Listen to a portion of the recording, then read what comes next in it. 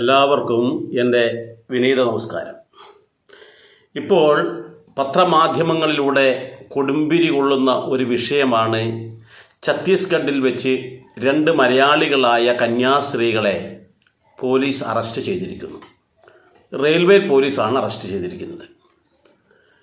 ഇത് മറ്റ് സംസ്ഥാനങ്ങളെ അപേക്ഷിച്ച് നോക്കുമ്പോൾ കേരളത്തിൽ വളരെയേറെ അന്തരീക്ഷം പ്രക്ഷുബ്ധമായിരിക്കുക. ഈ ഒരു വിഷയം വന്നപ്പോൾ ഈ വിഷയത്തിനെതിരെ ആ കന്യാസ്ത്രീകളെ സഹായിക്കുന്നതിന് വേണ്ടിയിട്ട് ഏതെങ്കിലും സഭയുടെ നേതൃത്വത്തിൽ ഒരു വക്കീലിനെ ഏർപ്പെടുത്തിയതായിട്ട് എൻ്റെ അറിവിലില്ല.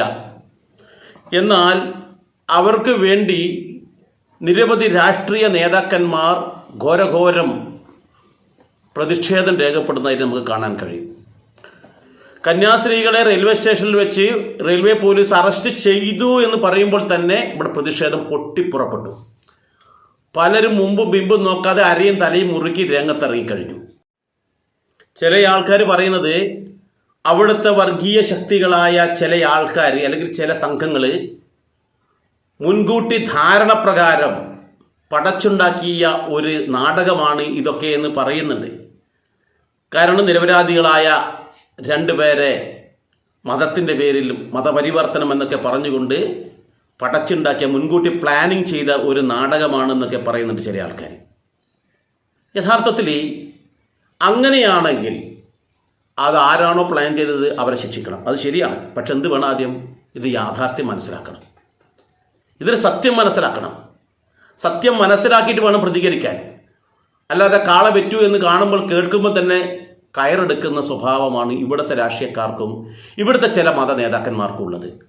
അതാണ് ഇത്തരത്തിലൊരു ശബ്ദ സന്ദേശം ഇടാനും കാരണമായിട്ടുള്ളത്. ഞാൻ ചോദിക്കുന്നത്, ഈ ഓരോ മതത്തിൻ്റെയും ആ മതപ്രചാരണം നടത്തുന്ന ആൾക്കാർ, അല്ല അതിലുള്ള ആചാര്യന്മാർ, ഈ ഇപ്പോൾ 100 ആൾക്കാരുണ്ടെങ്കിൽ ഈ 100 ആൾക്കാരും 100% നല്ലവരാണെന്ന് നമുക്ക് പറയാൻ പറ്റുമോ?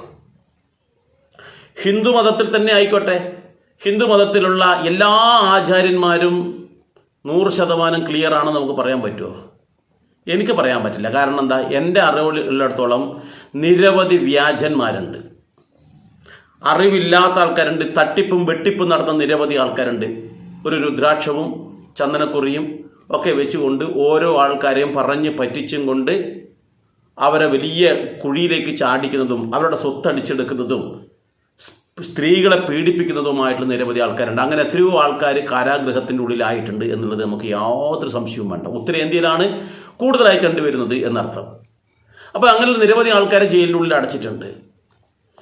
ഇനി ഒരു സംശയത്തിൻ്റെ പേരിൽ ഒരു കോടതി അല്പം എന്തെങ്കിലും തരത്തിൽ അവർക്കെതിരെ ഒരു ദൃഷ്ടി ഓടിച്ചാൽ തന്നെ അവരെയും തെളിവില്ലാതെ തന്നെ പിടിച്ചിട്ടുണ്ട്, അറസ്റ്റ് ചെയ്തിട്ടുണ്ട്. എന്തിനേറെ പറയുന്നു, നമ്മുടെ ശങ്കരാചാര്യരായിട്ടുള്ള കാഞ്ചി മഠത്തിൻ്റെ തോന്നും ശങ്കരാചാര്യരെ തമിഴ്നാട് ഗവൺമെൻറ് ഒരു തവണ പിടിച്ച് ജയിലിൽ അടച്ചിട്ടുണ്ടായിരുന്നു, നമുക്ക് കാണാൻ കഴിയും. പക്ഷെ ആ സമയത്തൊന്നും ഒരു ഹിന്ദു സംഘടനകളൊന്നും തന്നെ ഇങ്ങനെയുള്ളതിനെതിരെ സപ്പോർട്ട് ചെയ്യുകയോ പ്രതികരിക്കുകയോ ചെയ്തിട്ടില്ല. തെറ്റുകാരാണെങ്കിൽ അത് കോടതി കണ്ടെത്തട്ടെ, അവരെ തെറ്റുകാരാണെങ്കിൽ മാതൃകാപരമായി ശിക്ഷിക്കട്ടെ എന്നാണ് ആ ഹൈന്ദവ സംഘടനയുടെ ഓരോ ആൾക്കാരും പറഞ്ഞിട്ടുണ്ടാവുക. ഇനി ഇസ്ലാം മതത്തിൽ തന്നെ നമുക്ക് നോക്കിക്കഴിഞ്ഞാൽ ഓരോ പള്ളിയിൽ, ചില പള്ളിയിൽ അവിടുത്തെ പെൺകുട്ടികളെ പീഡിപ്പിച്ചതായി കണ്ടെത്തിക്കഴിഞ്ഞാൽ ആ ഉസ്താദുമാരെ ജയിലിലടച്ച സംഭവങ്ങളുണ്ട്. ഒരു ഇസ്ലാമിക സംഘടനകളും അതിനെ ന്യായീകരിച്ച് വന്നിട്ടില്ല. കാരണം തെറ്റുകാരാണെങ്കിൽ അവർ ശിക്ഷിക്കപ്പെടട്ടെ എന്ന് തന്നെയാണ് അവിടെയുള്ള ഓരോ മഹല്ല് ആൾക്കാരും തീരുമാനിച്ചതും അവർ തന്നെയാണ് മുന്നിൽ നിന്നിട്ടുള്ളതും.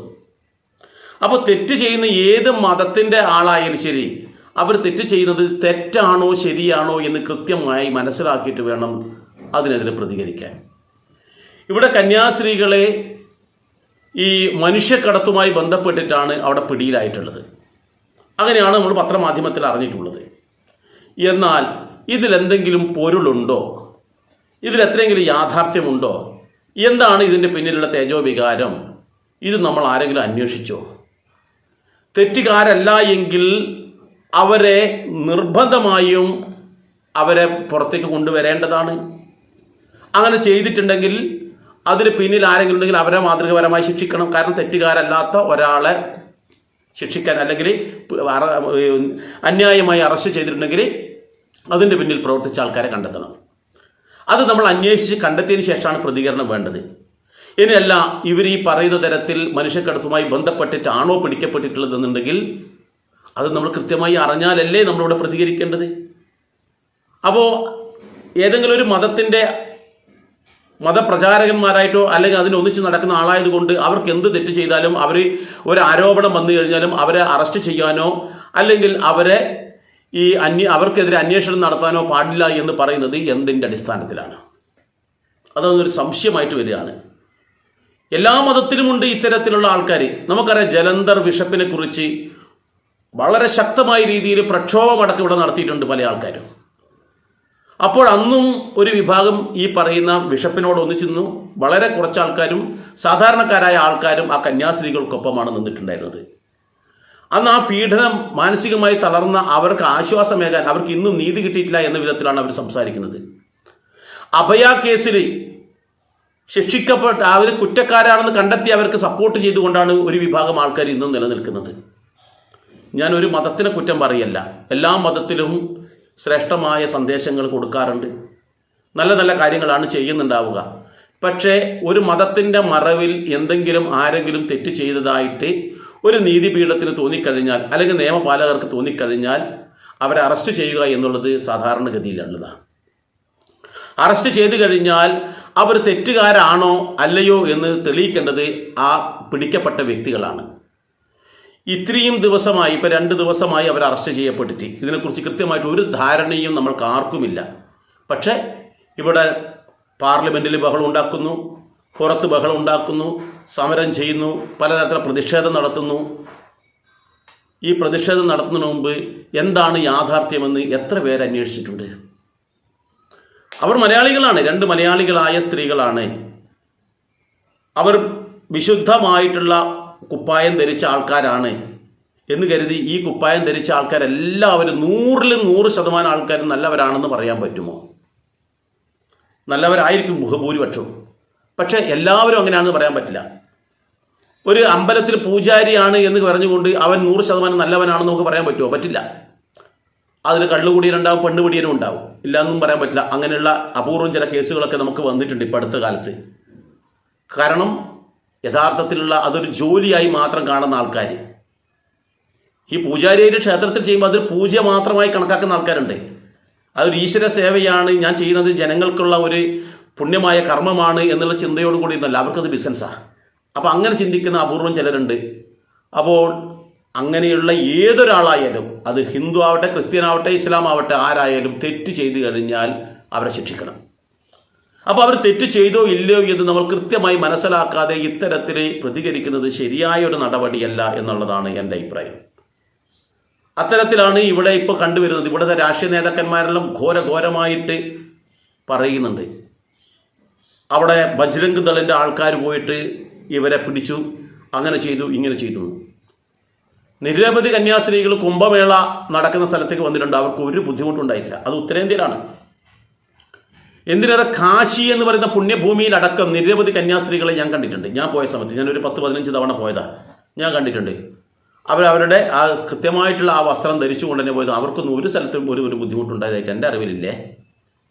അപ്പോൾ ഇങ്ങനെ ഒരു സംഭവം അത് നിയമപാലകരിൽ നിന്നാണ് വന്നതെങ്കിൽ അതിൻ്റെ യാഥാർത്ഥ്യം എന്താണെന്ന് നമ്മൾ അറിഞ്ഞിട്ടല്ലേ പ്രതികരിക്കേണ്ടത് എന്നുള്ളതാണ് എൻ്റെ ചോദ്യം.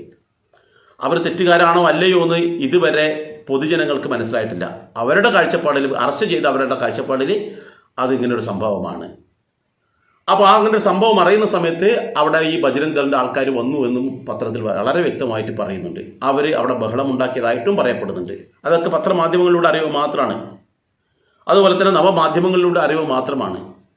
പക്ഷേ അതിൻ്റെ യാഥാർത്ഥ്യം എന്താണെന്ന് കൃത്യമായി അറിയാൻ വേണ്ടി അവിടെയുള്ള നിയമപാലകരായിട്ടോ രാഷ്ട്രീയ നേതാക്കന്മാരായിട്ടോ അല്ലെങ്കിൽ അവിടുത്തെ ഗവൺമെൻറ് ആയിട്ടോ ഇവിടുത്തെ ഗവൺമെൻറ് ബന്ധപ്പെട്ടിട്ടുണ്ടോ, ഇവിടുത്തെ രാഷ്ട്രീയ നേതാക്കന്മാർ ബന്ധപ്പെട്ടിട്ടുണ്ടോ, ഇതൊക്കെയല്ലേ നമ്മൾ ആദ്യം ചെയ്യേണ്ടത്. ഇതൊന്നും ചെയ്യാതെ നമ്മൾ വെറുതെ ഒരു പ്രതിഷേധം നടത്തിയിട്ട് 2 മതങ്ങൾ തമ്മിലുള്ള സ്പർദ്ധ ഉണ്ടാക്കുകയാണോ വേണ്ടത്?